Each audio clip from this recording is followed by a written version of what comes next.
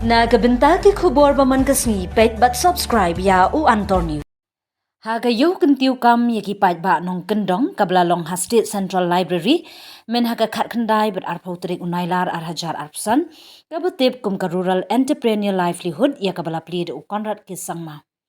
Uwe nang hinong resep ngi uba ya poi kha harilum khasi ulawan sim bentalang utei u AB family ulapan kraw ya kanika program bat pen I ya kasap jingnang bat jingla ya debriu ulala iaroh ya Conrad K Sangma ba udei u chief minister uba biang tam bat wanra jingkala ya gajilla. Hagani kasngi lapen ipat ba ya kisap trei jongkinong shnong bat kisamla ban kyntiew ya kayo kakon hagishnong nongkyndong. Kilapan pau ke jeng sengo kemen ban yo I ya ke jeng trei shitom jeng kiri upat ba bat kila kular ban mynsiem bat jeng yarap kat balak la khnang ban kershan ya kini kisap trei ka jengwan jeng kiru kala longkom ke jeng mynsiem ya kinong yeshim benta namar ka pen I ya ke jeng long ringkat bat ke jeng kershan ya kinong trei bela ha ka imlang salang.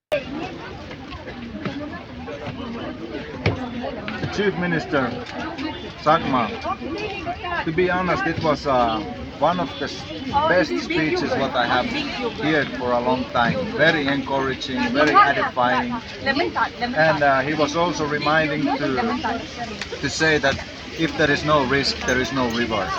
Actually, the whole life is a risk when we step out on our house.